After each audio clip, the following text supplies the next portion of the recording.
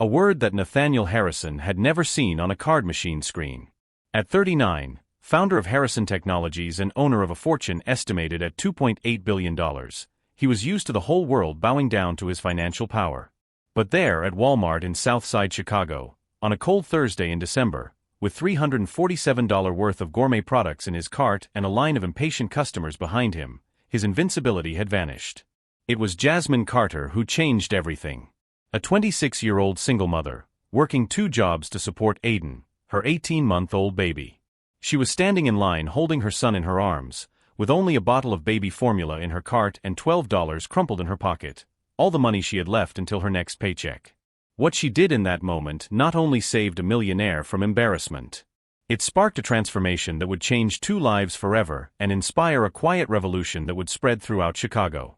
Nathaniel Harrison never went shopping. As CEO of Harrison Technologies, a pioneer in medical artificial intelligence, his time was worth $5,000 an hour. He lived in a $15 million penthouse on the Magnificent Mile, drove a McLaren 720S, and had a team of 15 people to manage every aspect of his personal life. His routine was surgical: wake up at 5:30 a.m., exercise with his private trainer, eat breakfast prepared by his personal chef, and be in the office by 7 a.m. to run an empire that employed 12,000 people in 6 countries. Dinner at Michelin-starred restaurants, social events with Chicago's elite, weekends at his $8 million estate in Aspen. But on that December morning, it all came crashing down like a house of cards. His personal assistant, Linda Morrison, who had been organizing his life with military precision for 8 years, had been rushed to the hospital with COVID-19. The Harrison Foundation's annual charity dinner, scheduled for that evening, was expecting 800 guests from Chicago's elite, senators, CEOs, celebrities, at an event that would raise $3 million for Children's Memorial Hospital. All luxury caterers were closed due to a truckers' strike that had paralyzed the city. Linda had left a handwritten list on his desk: white truffles from Piedmont, Krug Grande Cuvée champagne, wild Alaskan salmon, Iranian ossetra caviar, artisanal French cheeses. Nathaniel stared at the list as if it were hieroglyphics. In 39 years of life, he had never set foot in a supermarket. He sent his driver, James, to the most exclusive Whole Foods on the Gold Coast, but the shelves were empty. They tried Dean and DeLuca, Italy, even small gourmet markets. Nothing. "Sir," James said nervously, "there's a Walmart in Southside that might have what we need." Southside. Nathaniel knew the name only from crime reports. He had never even driven through those neighborhoods. But with 800 guests waiting and his reputation on the line, he had no choice. The Southside Walmart was a parallel universe for Nathaniel. Harsh fluorescent lights, endless aisles, products stacked to the ceiling. Entire families shopping with handwritten lists and calculators on their cell phones, checking every price, every discount. Nathaniel felt like an alien in his $8,000 Armani suit and $2,500 John Lobb shoes. People stared at him, some with curiosity, others with thinly veiled suspicion. He didn't belong in that world, and everyone knew it. Lost among the aisles, he filled his cart with products that cost more than the monthly salary of most of the shoppers around him. Preserved black truffles for $89, smoked salmon for $67, champagne for $156 a bottle. Each item he chose drew looks of disbelief from the other customers. A small child pointed at him and asked his mother, "Mommy, why is that man buying so much expensive food?" The mother, a Latina woman in her 30s, whispered, "Show me, Joe. Some people have more money than sense."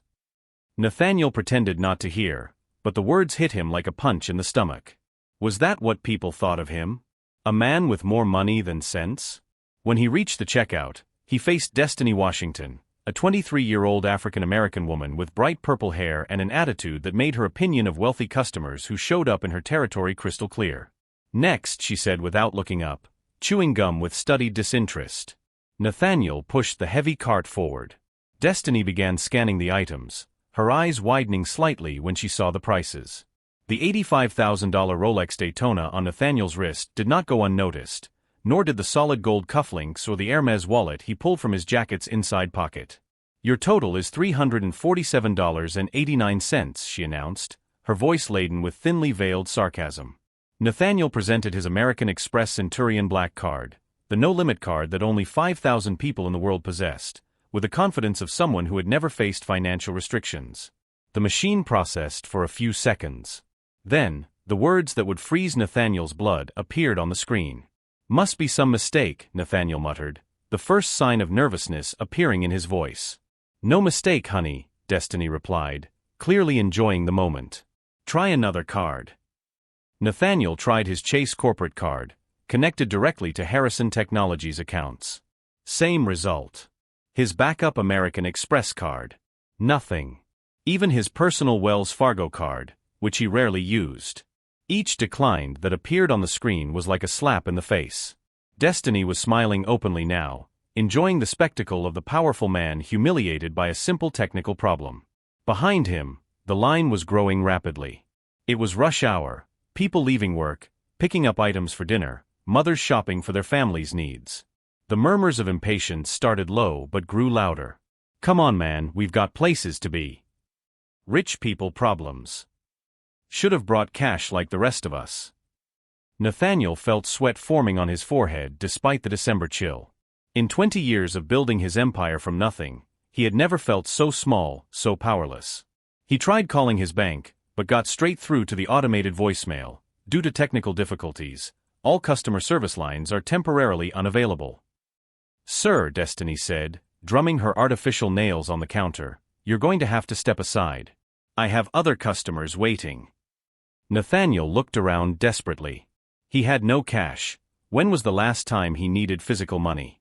His smartphone showed that banking systems across the country were experiencing a massive technical failure caused by a cyber attack. Humiliation burned in his chest. He, who had chaired meetings with presidents of countries, who had closed billion-dollar deals with a handshake, was being defeated by $347.89 at a neighborhood supermarket. It was in this moment of complete vulnerability that a soft voice cut through the growing tension. "Excuse me, I can help." Nathaniel turned and saw a young African-American woman approaching. She was in her early 20s, wearing a faded blue uniform from some cleaning company and holding a baby in her arms. In her free arm, she carried a basket with only a few items: a bottle of baby formula, cheap bread, slightly overripe bananas. Jasmine Carter had been working since 4 a.m. cleaning offices in Chicago's financial district, an irony that did not go unnoticed, as she cleaned the offices of people like Nathaniel. She then took 2 buses to get to Walmart, with Aiden sleeping in her arms the entire trip. Aiden was her life. Born prematurely after a difficult pregnancy, the 18-month-old baby needed special formula that cost $25 a can. With her $11 an hour salary from her cleaning shift and $9 an hour at McDonald's at night, Jasmine could barely afford rent, medicine for Aiden, and food for both of them. Today, she had exactly $12 in her pocket, all she had left after paying her overdue electric bill. It wasn't even enough for the expensive formula Aiden needed, so she would buy regular milk and hope it would work until she could get more money. But when she saw the elegant man in trouble, something inside her stirred. Perhaps it was the words that Miss Rosa, the only kind caregiver she had at the orphanage, used to repeat: "Baby girl, when you have almost nothing but still help someone, that's when God really sees you." "Ma'am," Nathaniel began, "you don't understand. This is almost $350. "I understand perfectly," Jasmine replied with a dignity that came from years of surviving with grace despite her circumstances. "Sometimes we all need help, no matter who we are." She approached the cashier, where Destiny watched the scene with growing surprise. Jasmine placed the crumpled $12 on the counter, 3 carefully folded $5 bills and a few coins she counted one by one. "This won't cover everything," she said calmly, "but it's what I have. Maybe others in line can help too." The silence that followed was deafening. Nathaniel stared at this woman, clearly struggling financially, with a baby to care for, offering her last money to help a complete stranger who obviously didn't need it. Aiden chose that moment to wake up, open his big brown eyes, and reach his chubby little hands toward Nathaniel, babbling something incomprehensible but sweet. For the first time in his life, Nathaniel really saw. He saw Jasmine's shoes, white sneakers that had once been new, carefully cleaned but showing signs of heavy wear. He saw her blue uniform shirt, faded but immaculate, with the name Jasmine hand-embroidered on it. He saw her hands, calloused from hard work, nails short and unpolished, but touching Aiden with infinite tenderness. He saw the cheap gold bracelet on her wrist, probably her only luxury, and realized that it represented the same thing that his Rolex represented to him, a symbol of identity, of self-worth. But most of all, He saw in Jasmine's eyes something he hadn't seen in years in his own world. Genuine generosity, without calculation, without expectation of return. Why? His voice came out hoarse, choked up. Why would you do this? Jasmine looked at him with a simplicity that cut to his soul. Because that's what we do. We take care of each other. My mama always said, you give what you can, when you can, to who you can. Might be your turn tomorrow to help someone else. At that moment, the banking system was back up and running. Nathaniel's cards were accepted. But something had changed irreversibly within him. He paid his bill, then quietly paid for Jasmine's groceries, and those of 5 other people in line. But more importantly, he asked for something he had never asked for in his life. Would you let me give you and your son a ride home? I'd like to know more about the person who just taught me something I never learned in business school. During the ride in Nathaniel's Tesla Model S, Jasmine told her story without self-pity or dramatization. Orphaned at age 8, she went through the Chicago foster care system until she was 18. She worked in restaurants, stores, offices, anything to survive and save enough money for a few classes at community college. Aiden was born when she was 24. The father disappeared when he learned of the pregnancy. The pregnancy was difficult. Jasmine worked until her 8th month, without paid maternity leave, saving every penny for medical expenses. Aiden is my everything, she said, kissing the head of the baby sleeping in her lap. Every morning I wake up at 4 a.m., I look at him, and I remember why I'm fighting. He's going to have opportunities one never had. He's going to know he's loved every single day. Nathaniel drove in silence, processing every word. When they arrived at Robert Taylor Homes, a housing project he knew only from crime statistics, he saw a world that existed miles away from his reality, but on the same planet. 5-story brick buildings, built in the 1960s, now showing decades of inadequate maintenance. Windows with torn screens, a playground with broken equipment, old cars parked on streets in need of repair. But Nathaniel also saw children playing and laughing, neighbors chatting on the stairs, elderly people sitting in garden chairs watching the comings and goings. There was life, community, dignity preserved despite the circumstances. This is home, Jasmine said simply, without shame or apology. Jasmine's apartment was on the 3rd floor, accessed by stairs with loose handrails and dim lighting. She unlocked 3 different locks, a necessary security measure in the neighborhood, and invited Nathaniel in. The 1-bedroom apartment was tiny but transformed into a home through meticulous care. The walls had been recently painted a soft yellow. Jasmine had saved for months to buy the paint. The furniture was second-hand but clean and lovingly arranged. A photo of her at her high school graduation, the first in her foster family to complete her studies, took pride of place on the coffee table. Technical course diplomas were proudly framed. A small bookcase held nursing books she studied in her spare time. Aiden's corner was a museum of maternal love.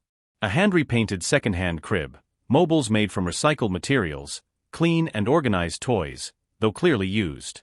Each item chosen with care, purchased with sacrifice. Would you like some coffee? Jasmine offered. It's not fancy, but it's hot.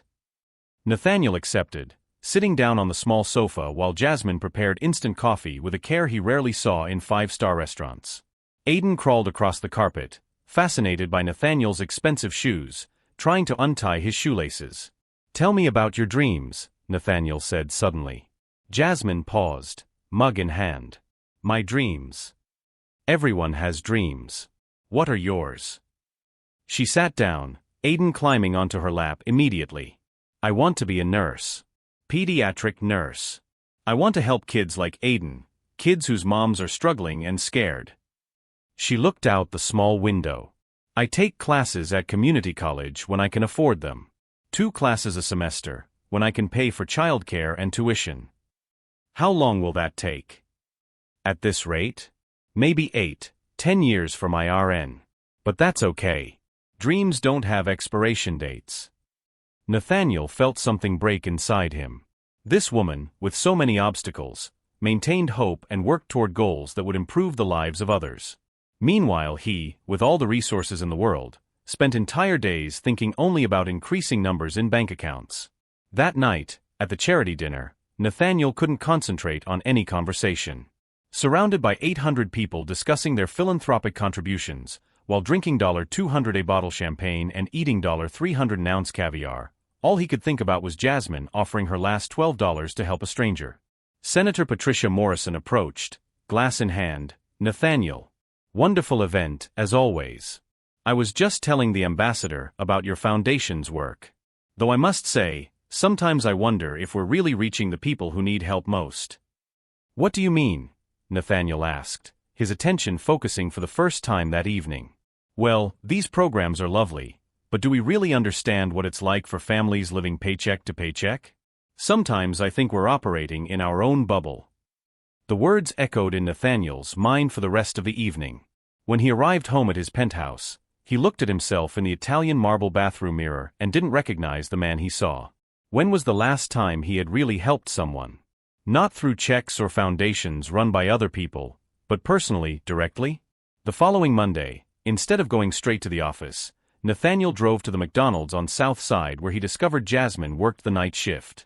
He saw her through the window, wearing her red and yellow uniform, serving customers with the same grace and dignity she had shown at the supermarket. He went in and ordered a coffee, waiting until she served him. "Mister?" she began, then recognized him. "Mr. Harrison? What are you doing here?" "Learning," he replied, "and hoping to make you an offer that might change both our lives." Nathaniel had spent the weekend researching everything about Jasmine Carter. Exceptional academic record, top grades in high school despite the circumstances. Brilliant letters of recommendation from all her supervisors. Clean record, no negative marks. An extraordinary person trapped in ordinary circumstances due to a lack of opportunity, not talent or character. "I want to pay for your nursing school," he said bluntly. "Full tuition, books, childcare for Aiden, living expenses while you study. You could be a registered nurse in 2 years instead of 10. Jasmine stared at him suspiciously. "What's the catch?" "No catch." "Well, maybe one. I'd like you to help me understand how to really help people like you. The Harrison Foundation has spent millions on programs, but I'm starting to think we don't really know what we're doing." "And why would you trust me with that?" Nathaniel smiled, the first genuine smile he had given in years. "Because you're the only person I've ever met who gave away money she couldn't afford to lose to help someone who didn't deserve it. That's exactly the perspective I need." Jasmine didn't respond immediately. For days, she processed the offer while continuing her routine, cleaning at 4 a.m., taking care of Aiden, McDonald's at night, studying late with books borrowed from a library. Her distrust was justified.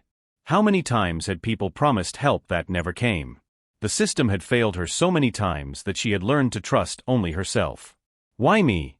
she asked when Nathaniel returned a week later. "You could help a dozen people with what you're offering me." "Because you're not just anyone. You have something I've been looking for my whole life and never found, the ability to see need and respond with action, even when it costs you." Jasmine looked at Aiden, who was trying to take his first steps leaning on the sofa. "And what happens when you get bored of this phase? When helping the poor girl isn't interesting anymore? Where does that leave me and my son?" The question was fair and hurt Nathaniel in a way he hadn't expected. "Then I'll have failed both of us," he admitted. "But Jasmine, I'm not offering charity. I'm asking for partnership. You help me learn how to really help people, I help you achieve your dreams. We both become better people." It took Jasmine 2 weeks to decide. She consulted Miss Rosa, now 67 and working as a cook in a shelter. She spoke with Denise, her apartment neighbor who took care of Aiden when necessary. She even asked Pastor Williams from the local church she attended when she could. Everyone gave her the same advice: "Baby, God opens doors, but you still got to walk through them." "Okay," she told Nathaniel on a Thursday afternoon. "But I have conditions." "Name them." "First, this can't just be about me. If you really want to help people, we start with this neighborhood, these families. Second, I keep my job at McDonald's until I see this is real. Third, Aiden comes first, always. School plans everything. My son's well-being is non-negotiable." Nathaniel held out his hand. "Deal." When they shook hands, both felt something electric, not romantic, but the recognition of two souls who had found what they were looking for in the most unexpected place. What began as a practical agreement evolved into something neither of them had anticipated. Nathaniel discovered that he had completely underestimated the impact Jasmine and Aiden would have on his life. Jasmine refused to accept passive charity. Instead, she became an unofficial consultant to the Harrison Foundation, helping Nathaniel understand the real needs of underserved communities. Her insights transformed the foundation from a tax break organization into a true engine of social change. She accompanied him on visits to neighborhoods he had never seen, translated needs that reports never captured, connected him with real families facing real challenges. For the first time, the foundation's programs began to make a measurable difference. Nathaniel began spending afternoons in Jasmine's small apartment, sitting on the floor playing with Aiden while she studied anatomy and physiology. For the first time in decades, he ate homemade mac and cheese instead of $500 meals, discovering flavors he had never experienced before. "You know," Jasmine said one evening, books scattered on the coffee table while Aiden slept in Nathaniel's lap, "I used to think rich people were all cold and selfish. And now I think maybe some rich people just forgot how to be human. But it's not too late to remember." The first time Aiden said Nate clearly, both adults cried. The baby, now 2 years old, had begun to associate Nathaniel with safety, fun, constant presence. When Nathaniel arrived, Aiden would run to him with open arms. "Dada?" Aiden asked one day, pointing to Nathaniel. "No, baby," Jasmine corrected gently. "That's Uncle Nate." But Nathaniel felt something break and rebuild in his chest. He had never been a father, never thought about having children. His life was work, business, growing his wealth. But now, looking into Aiden's trusting eyes, he understood what he had lost by chasing numbers. Their first Navidad together was a test. Nathaniel had always spent the holidays at luxury resorts or at the homes of important clients. The idea of Christmas in a small apartment, with simple gifts and a homemade dinner, terrified him. Jasmine insisted that he spend Christmas Eve with them. "Family doesn't leave family alone on holidays," she said firmly. The gift Aiden chose for Nathaniel, actually carefully selected by Jasmine, was a framed photo of the three of them together in the park, taken by Denise a few weeks earlier. Nathaniel was pushing Aiden on the swing while Jasmine laughed in the background. Looking at the photo, Nathaniel saw something he didn't immediately recognize: genuine happiness on his own face. A joy he didn't remember feeling since childhood. 2 years after that encounter at Walmart, everyone's lives had been transformed. Jasmine, now 28, was in her final year of the fully funded nursing program Nathaniel had arranged for her at Northwestern University. Her grades were impeccable, and she had already received job offers from 3 different hospitals. More importantly, she had become the bridge between the Harrison Foundation and the communities they served. Her Real Help program had revolutionized how the organization operated, focusing on sustainable solutions rather than temporary band-aids. Aiden, now 3, was a bright and curious child who talked constantly about Uncle Nate, and considered it normal to have an uncle who sometimes appeared on television talking about business. Nathaniel had sold a penthouse and bought a house in Bronzeville, a historically black neighborhood that was undergoing revitalization that he had helped finance through investments in schools, health clinics, and small business development programs. His new house had 4 bedrooms, one for him, an office, a guest room, and a room decorated especially for when Aiden stayed overnight, which happened at least twice a week. The Harrison Foundation had tripled its impact, but more importantly, it had changed its approach.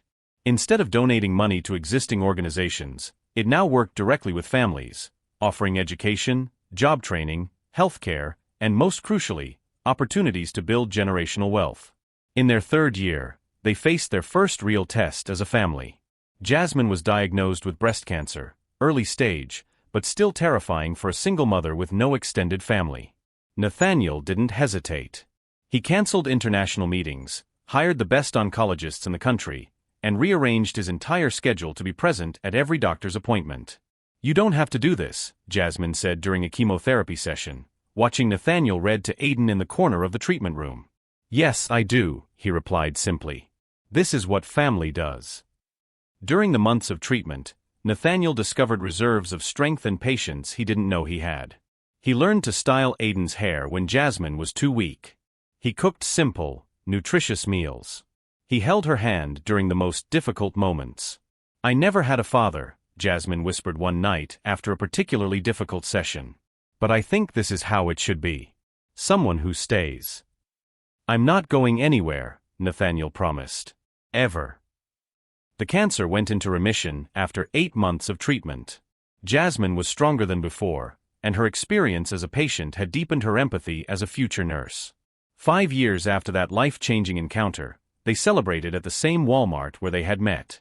Destiny, the former cashier, was now the store manager and had implemented a food assistance program for needy families in the neighborhood. Jasmine, now 31, had graduated with honors from nursing school and worked in the pediatric ICU at Children's Memorial Hospital, the same hospital that had benefited from that charity dinner years earlier. She was known for her exceptional compassion and ability to connect with families in crisis. Aiden, at age 6, was a bright and articulate child who spoke fluently about my family, including Mom Jasmine and Uncle Nate. At school, when asked about his family, he drew 3 figures holding hands: himself, Mom, and Nate. Nathaniel, now 44, had discovered a kind of wealth that would never appear on financial statements. His company continued to thrive, but he had delegated day-to-day operations to focus on the Harrison Foundation, which now operated in 16 states. That afternoon at Walmart, buying ingredients for a simple birthday party for Aiden, Nathaniel reflected on the journey. The child who once considered buying $89 truffles at the supermarket was now excited about a $12 Duncan Hines cake he would make with Jasmine. "Uncle Nate," Aiden said, tugging on his pants, "why are you crying?" Nathaniel crouched down to the boy's eye level. "Happy tears, buddy. I'm just thinking about how lucky we are." "Lucky how?" "Lucky because we found each other." The 6th anniversary of their meeting brought an unexpected surprise. Jasmine had been accepted into the Nurse Practitioner Master's Program at the University of Chicago, an opportunity that would allow her to open her own clinic someday. "I can't afford it," she told Nathaniel, holding the acceptance letter with trembling hands. "Even with financial aid, it's too much. What if I told you that someone established a scholarship fund specifically for single mothers pursuing advanced education in healthcare?" Jasmine looked at him suspiciously. "Someone." "The Jasmine Carter Memorial Scholarship Fund. Memorial not because you died, but because it immortalizes what you've accomplished." She began to cry. "Nathaniel Harrison, you're impossible. I prefer creatively supportive." But there was a real condition this time. Jasmine would need to do clinical rotations in various communities, including some in rural areas. It would mean time away from home, from Aiden, from the routine they had built. "We'll make it work," Nathaniel said firmly. "Aiden can stay with me when you're doing rotations. He already calls my house his second home anyway." It was during one of those rotations, Jasmine spending 6 weeks at a rural clinic in Mississippi, that Nathaniel truly became a temporary single dad. Waking Aiden up, making breakfast, taking him to school, helping with homework, bedtime stories. "Did Mommy call today?" Aiden asked every night. "She always calls, buddy. Mommy never misses." And Jasmine never missed. No matter how exhausted she was after 12-hour shifts at the rural clinic, she FaceTimed with Aiden every night, reading stories through the screen, singing lullabies, listening to about his day at school. When Jasmine returned from Mississippi, she found Nathaniel and Aiden at the airport holding a homemade sign, "Welcome home, Mommy," decorated with Aiden's crayon drawings. "I missed you both so much," she said, hugging them simultaneously. "We missed you too," Aiden said. "But Uncle Nate learned how to make pancakes almost as good as yours." "Almost." Nathaniel laughed. "Kid has high standards." That night, after Aiden fell asleep, Jasmine and Nathaniel sat on the small patio of their house, drinking tea and watching the stars. "I learned something in Mississippi," Jasmine said quietly. "What's that?" "That no matter where I go, home is where you two are." Nathaniel felt his heart expand. "Does that mean?" "Yes, crazy man. It means we're a family. A real family. It doesn't matter that we're not related by blood."